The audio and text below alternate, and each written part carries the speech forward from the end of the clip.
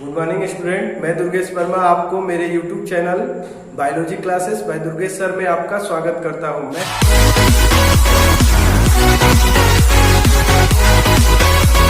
मैं आज पुनः एक नया वीडियो अपलोड करने जा रहा हूं और ये जो वीडियो है यह आपके क्लास 11th का, और क्लास 11th में जो लेसन हम लोग स्टडी कर रहे हैं वो लेसन 4 है जिसका नेम है एनिमल किंगडम। मैंने अपने प्रीवियस वीडियो में आपको लेवल ऑफ ऑर्गेनाइजेशन टॉपिक बताया था। उस टॉपिक में मैंने आपको 4 लेवल ऑफ ऑर्गेनाइजेशन बता दिया था, आपको याद होगा। तो उसी को कंटिन्यू हम करेंगे, उसके बाद आगे का टॉपिक डिस्कस करेंगे। तो मैं आशा करता हूं कि आपको मेरा जो भी टॉपिक मैंने अभी बताया था इस लेसन में वो अच्छे से समझ में आ गया होगा। तो चलिए टॉपिक को स्टार्ट किया जाए। तो टॉपिक है लेवल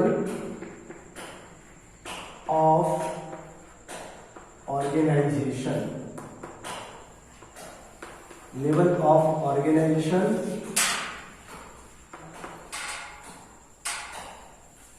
लेवल ऑफ ऑर्गेनाइजेशन, और it is mainly 4. First is cellular level,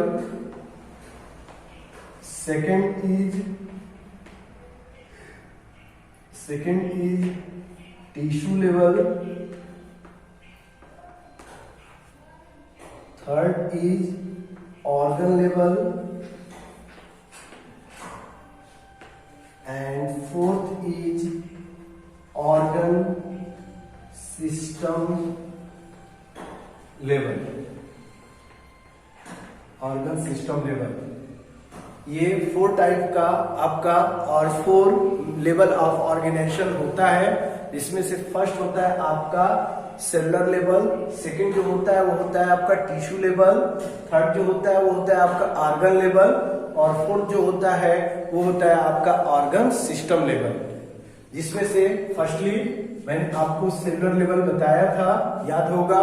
cellular level में क्या होता है कि ऑर्गेनिज्म की बॉडी जो होती है मेनी सेल्स से मेडअप होती है, मल्टी सेलुलर बॉडी होती है, but cells loosely bounded to each other. लेकिन जो सेल्स होते हैं एक दूसरे से लूजली बाउंडेड होते हैं। इस तरीके से जो बॉडी का ऑर्गेनाइजेशन ऑर्गेनिज्म का होता है वो आपका कहलाता है सेलुलर लेवल। सेकंड जो है आपका टिश्यू लेवल। टिश्यू लेवल में क्या होता है कि मेनी सेल्स, इस यहां मैं लिख दे रहा हूं टिश्यू लेवल का, क्योंकि सेलुलर लेवल का एग्जांपल भी मैंने आपको बताया था, फाइलम पोरीफेरा, तो आपको याद होगा।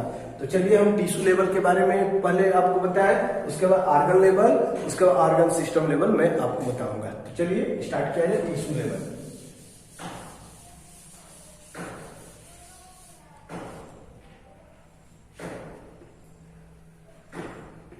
टिश्यू लेवल इसमें बताएंगे in this organisation,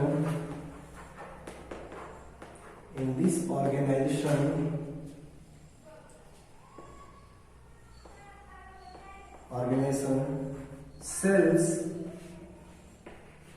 aggregate to each other and form tissue.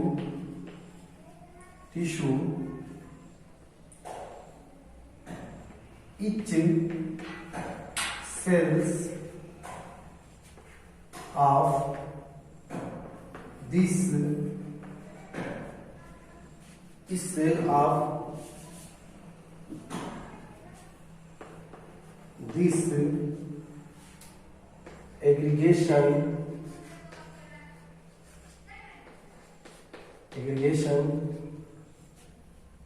do same function or common function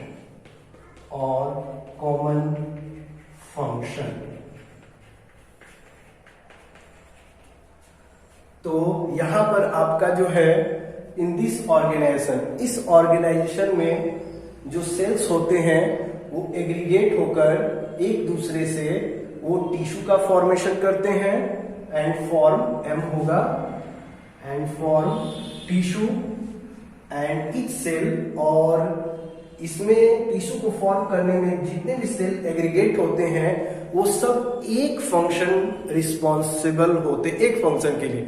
ये नहीं है जैसे मैंने आपको सेलुलर लेवल में बताया था डिवीजन ऑफ लेबर है, each cell do their own function, मतलब वहां था कि सेल जो जितनी भी हैं उसमें सब अलग अलग अपना फंक्शन करते हैं, कोई किसी पर डिपेंडेंट नहीं होता है या एक साथ कोई एक फंक्शन में रिस्पॉन्सिबल नहीं होते हैं। बट यहाँ पर टिश्यू लेवल में क्या होता है आपका कि सेल्स कंबाइंड होकर टिश्यू फॉर्म करते हैं और ये जो टिश्यू होते हैं उसमें इन्वॉल्व जो सेल होते हैं वो सभी मिलकर एक फंक्शन, मतलब एक साथ फंक्शन करते हैं। तो ऐसा जो ऑर्गेनाइजेशन होता है वो आपका कहलाता है टिश्यू लेवल ऑर्गेनाइजेशन। इसका फॉर एग्जांपल अगर आपसे कोई पूछता है फॉर एग्जांपल, तो आप फॉर एग्जांपल में आप बताएंगे नाइजेरिया, नाइजेरिया, नाइजेरिया जिसे सिलेंट्रेट के नेम से भी जानते हैं। और इसमें जो ऑर्गेनिज्म आते हैं, आपने नाम सुना होगा हाइड्रा का नाम आपको याद होगा, जेलीफिश का नेम सुना होगा, उनके बॉडी का जो ऑर्गेनाइजेशन होता है वो टिश्यू लेवल का होता है, ये आप बताना।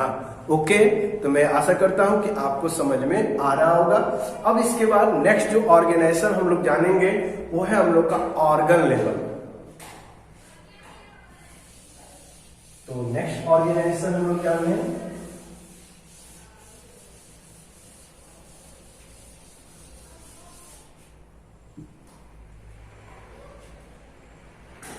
Organ level. इसमें बताएंगे in this organisation, in this organisation tissues combined to each other and form organ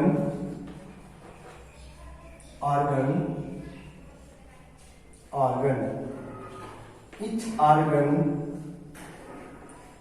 organ do a particular function। तो यहां पर आपको देखने को मिल रहा है कि इस ऑर्गेनाइजेशन में जहां वहां पर सेल्स कंबाइंड हुए तो टिश्यू फॉर्म हुआ, आप पढ़े भी हो लोअर क्लासेस में। और जब टिश्यू कंबाइंड होते हैं तो ऑर्गन का फॉर्मेशन होता है। अब ये ऑर्गन जो फॉर्म होते हैं ये ऑर्गन एक पार्टिकुलर फंक्शन करते रहते हैं। मान लीजिए कोई ऑर्गन आपका रिस्पिरेशन के लिए है तो कोई ऑर्गन आपके तो अलग अलग अपना एक प्रॉपर फंक्शन करते रहते हैं, तो आपका कहलाता है ऑर्गन लेवल। कंफर्म हो गया? तो फॉर एग्जांपल में आपका हो जाएगा, आप पूछोगे सर कोई फाइलम, तो फाइलम में आ जाएगा आपका प्लेटीहेल्मिन्थीज, प्लेटीहेल्मिन्थीज। और इसमें एग्जांपल में आपको याद होगा टेपवर्म, आप पढ़े ही हो टेपवर्म, नाम याद होगा फैसियोला हिपैटिका, इन सभी का नाम सुना होगा। इन सभी ऑर्गेनिज्म का जो बॉडी का ऑर्गेनाइजेशन होता है वो आपका ऑर्गन लेवल का होता है। तो मैं आशा करता हूं कि आपको समझ में आ गया होगा। तो बता सकते हैं ऑर्गन लेवल में कि ऑर्गन लेवल में टिश्यूज कंबाइंड होकर ऑर्गन का फॉर्मेशन करते हैं और ऑर्गन जो होते हैं पार्टिकुलर फंक्शन के लिए पार्टिकुलर फंक्शन करते हैं। तो इस टाइप का जो बॉडी ऑर्गेनाइजेशन होता है कॉल्ड एज ऑर्गन लेवल बता लेंगे आप लोग। ओके, अब इसके बाद नेक्स्ट जो आएगा वो आपका होगा ऑर्गन लेवल के बाद ऑर्गन सिस्टम लेवल। नेक्स्ट जो हम लोग डिस्कस करेंगे वो होगा हम लोग का organ system level organisation.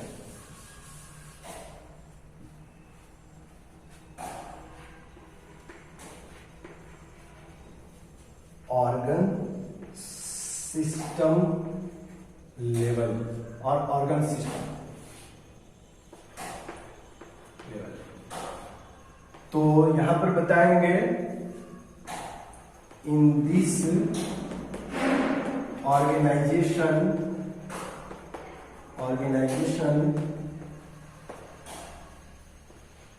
Organ combined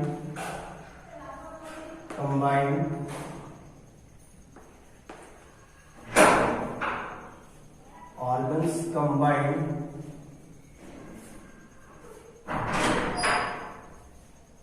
to each other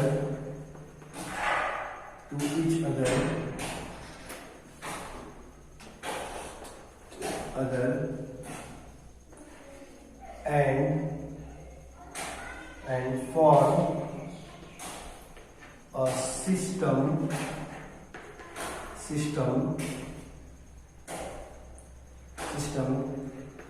which is functional for different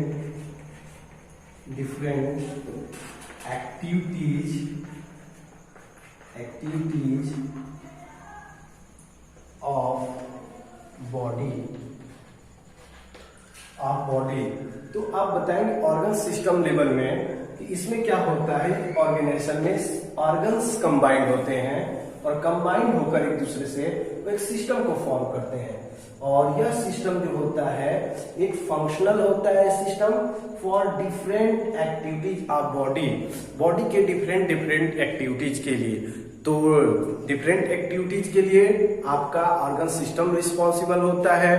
तो ये ऑर्गन सिस्टम भी जो होता है ये डिफरेंट टाइप्स का होता है। जैसे एक हो जाएगा आपका सर्कुलेटरी सिस्टम, तो वो सर्कुलेशन के लिए रिस्पॉन्सिबल होगा। आपका डाइजेस्टिव सिस्टम होगा तो डाइजेशन के लिए रिस्पॉन्सिबल होगा। तो यहाँ पर ऑर्गन का कंबाइंड होकर ऑर्गन सिस्टम बना है, और ये ऑर्गन सिस्टम जो होते हैं एक फंक्शनल होते हैं और ये फंक्शन करते हैं डिफरेंट फंक्शन के लिए आपके रिस्पॉन्सिबल होते हैं। तो वो कहलाता है आपका ऑर्गन सिस्टम। तो आप बताएंगे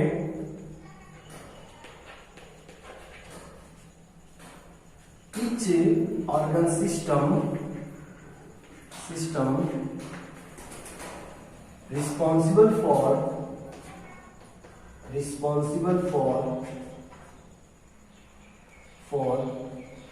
a particular function।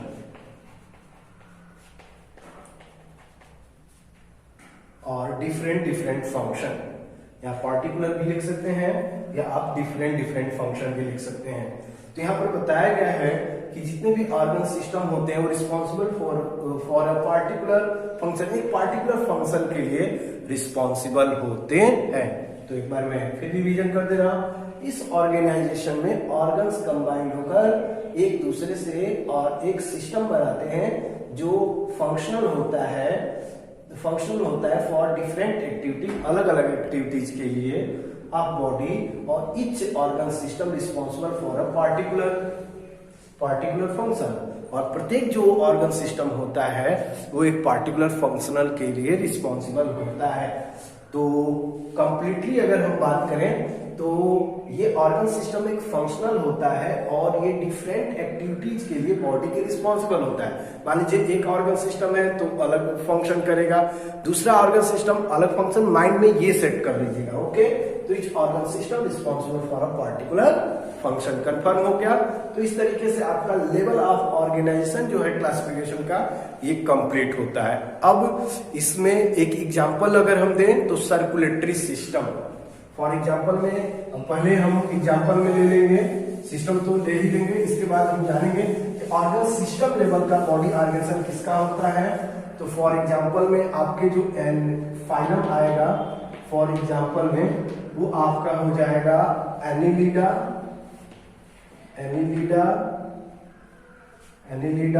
Arthropoda,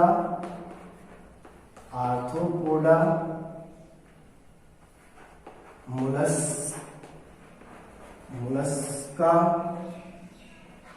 and Chordata तो और जितने भी हैं और भी इसके बीच में आएंगे, सभी का बॉडी का ऑर्गेनाइजेशन जो होता है वो आपका किस लेवल का होता है, ऑर्गन सिस्टम लेवल का होता है, ये आप बताइएगा। ओके, अब इसके बाद नेक्स्ट जो हम लोग स्टडी करेंगे, एक सिस्टम को स्टडी करेंगे जो आपके बुक में दिया गया है, सर्कुलेटरी सिस्टम का बताया गया है। सर्कुलेटरी सिस्टम, और ये रिस्पॉन्सिबल किसके लिए होता है, सर्कुलेशन के लिए, सर्कुलेशन के लिए। अब ये सर्कुलेशन जो होता है ये 2 टाइप्स का होता है, एक आपका होता है ओपन टाइप और एक होता है आपका close type.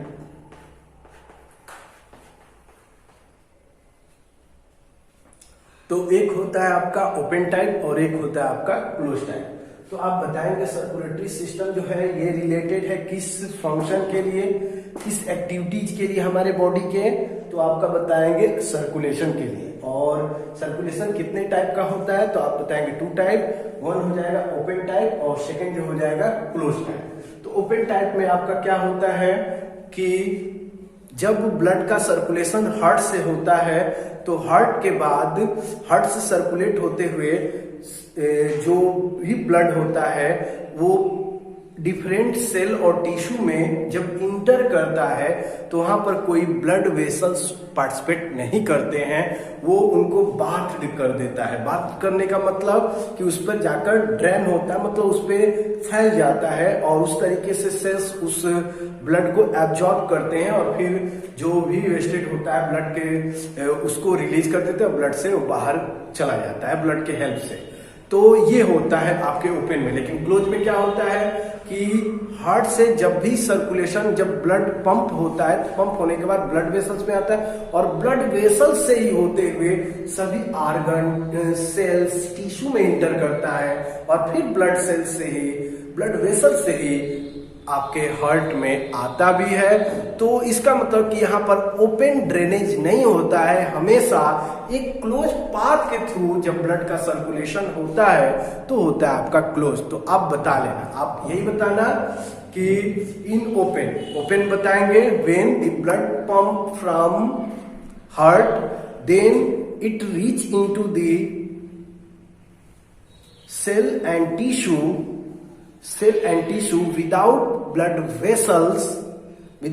blood vessels, this is called as open circulation. That means the blood bathed cell and tissue, cell और टिश्यू को ब्लड क्या करता है, बाथ करता है। तो ये आपका होता है ओपन टाइप ऑफ सर्कुलेशन। और क्लोज में आप बताएंगे, मैंने आपको बताया कि when the blood pump from the heart then it reach to the cell and tissue with the help of blood vessels, with the help of closed path, this is called as closed type of circulation. Example अगर कोई पूछेगा open का तो आप बताना arthropods को बता देना, आप मोलस्क को बता देना। तो इनमें आपका होता है ओपन टाइप। अदरवाइज बहुत सारे जो अदर फाइलम है उनमें आपका क्लोज टाइप का देखने को मिलता है। जस्ट लाइक आपका हो जाएगा एनिलिड में क्लोज टाइप होता है, बट आर्थ्रोपोड में जो आपका सर्कुलेशन होता है वो आपका ओपन टाइप का होता है। तो एग्जाम्पल में अगर आपसे कोई पूछे तो आर्थ्रोपोडा आप दे देंगे, मोलस्क भी दे सकते हैं, मोलस्क का। बट इसके अदरवाइज जो एनिलिडा, कार्डेटा बहुत सारे हैं, उन सभी में आपका मेनली क्लोज टाइप का ही सर्कुलेशन होता है। तो ये होगा आपका एक सिस्टम, सर्कुलेटरी सिस्टम, जो एग्जाम्पल मैंने रख दिया। अब इसके बाद जब ये कंप्लीट हो जाएगा, इसके बाद आपका स्टार्ट होगा सिमेट्री। नेक्स्ट जो टॉपिक होगा सिमेट्री होगा। सिमेट्री क्या होता है तो सिमेट्री का मतलब होता है बॉडी का जब मिडिल रीजन से सेंट्रल एक्सिस से डिवीजन किया जाए तो डिवीजन करने के बाद वो इक्वल हाफ में डिवाइड होते हैं और नहीं होते हैं या मेनी हाफ में डिवाइड होते हैं तो आपका होता है, उसको बताते जब हम हैं तो हमारा होता है सिमेट्री। तो ये कंप्लीट हो गया। तो नेक्स्ट लेवल ऑफ ऑर्गेनाइजेशन जो होगा वो आपका होगा सिमेट्री। ओपन और क्लोज पाथ आप लिखेंगे, मैंने आपको अच्छे से बता दिया है। तो नेक्स्ट होगा सिमेट्री। और सिमेट्री में मैंने बताया है it related to division of body from central axis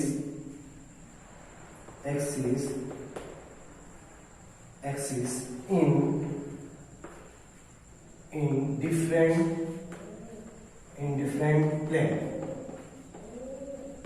तो यहां पर बताया गया इसका जो संबंध होता है वो होता है आपका डिवीजन करने से, बॉडी को from central axis in different plane. अगर हम बॉडी को डिवाइड कर रहे हैं और अगर वो डिफरेंट प्लेन में जब डिवाइड हो रहा है तो वो जो डिफरेंट प्लेन है अगर इक्वल हाफ में डिवाइड हो रहे हैं, मेनी हाफ में डिवाइड हो रहे हैं और हाफली डिवाइड नहीं हो रहे हैं, ये सभी आप जब बताओगे तो कहलाएगा आपका सिमेट्री। तो ये सिमेट्री जो होता है ये 3 टाइप का होता है। फर्स्ट होता है आपका एसिमेट्रिकल, फर्स्ट जो होता है वो आपका होता है एसिमेट्रिकल।